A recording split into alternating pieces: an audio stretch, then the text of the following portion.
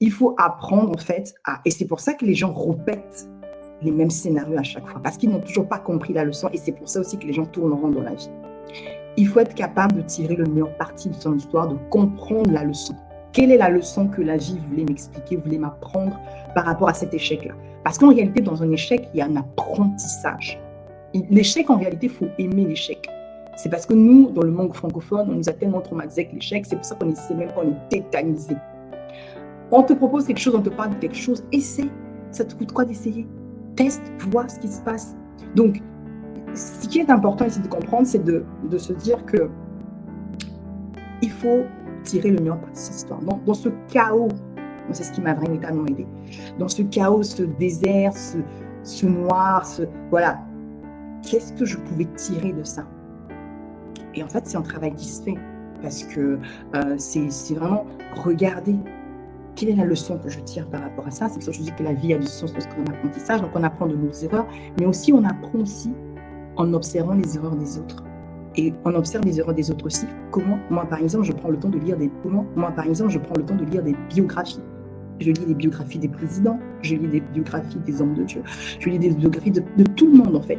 Du moment que je vois que cette personne, elle a réussi ou elle a eu un échec, que ce soit dans le business, dans l'entrepreneuriat et tout, je lis. Pourquoi? Parce que derrière, je prends des clés. Donc, il faut être aussi ouvert d'esprit. Et c'est comme ça qu'on apprend. Donc, moi, c'est comme ça que j'apprends en allant dans des séminaires, dans des conférences, en parlant avec les autres, en fait, en s'ouvrant. Et moi, aujourd'hui, l'une des choses, quand j'ai fait l'état des lieux de mon histoire, la meilleure partie de mon histoire, c'est celle que vous voyez aujourd'hui. C'est cette femme que je suis devenue aujourd'hui. Je me suis dit, OK, qu'est-ce que je fais? Est-ce que je continue à me plaindre sur le sort en me disant, oui, je suis cette fille, on m'a rejetée, j'ai vécu ça, j'ai été maltraitée, j'ai été battue et tout? Ou je vais maintenant puiser dans cette histoire le côté positif? Le côté positif, c'est quoi? C'est que j'acquitte de l'expérience.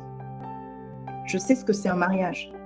Je sais les choses qu'il ne faut pas faire, qu'il faut éviter. J'ai appris de ces erreurs-là, en fait. Mais il faut apprendre, il faut prendre le temps de se poser, se dire, OK, c'est pour ça que quand on est en mode victime, on ne peut pas apprendre en réalité. On va toujours accuser la terre entière, on va accuser Dieu, le voisin, la voisine. C'est fatigant, au bout d'un moment, on devient un boulet pour les gens. À un moment donné, il faut arrêter d'accuser les gens. Et c'est pour ça qu'en ce moment-là, je me suis dit, OK, mais qu'est-ce que je peux tirer, en fait, comme une partie? Je me suis rendu compte, mais en fait, cette expérience, c'est vrai que c'était difficile. Mais aujourd'hui, par exemple, j'utilise en fait toute mon histoire pour créer des services. Tous les services, sans exception, que j'ai créés émanent de mon histoire, émanent de mon expérience, de mon vécu. C'est l'expérience qui parle. C'est pour ça que mes programmes sont authentiques. Je n'invente pas. C'est l'expérience, c'est le parcours, c'est la sagesse que j'acquise au travers de ces souffrances en réalité. C'est vrai que ça m'a boxé, oui, c'est vrai.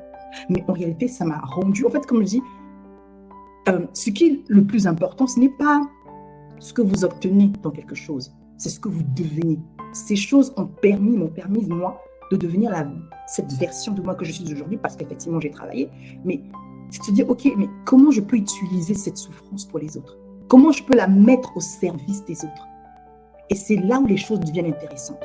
Mais quand on est juste tourné vers son propre nombril, matassa, même machin, là, il n'y a rien qui se passe parce qu'on est centré sur soi-même. Et je me suis dit, comment? Et c'est là où, en fait, il y a le point de pouvoir utiliser son expérience pour pouvoir aider les autres. La vie a du sens au-delà d'apprendre de nos erreurs. C'est aussi de pouvoir s'intéresser aux autres, de résoudre les problèmes, parce que d'ailleurs, on a été créé pour résoudre les problèmes. On n'a pas été créé pour gérer les problèmes, on a été créé pour les résoudre. Et l'être humain, chaque être humain a la capacité de résoudre des problèmes.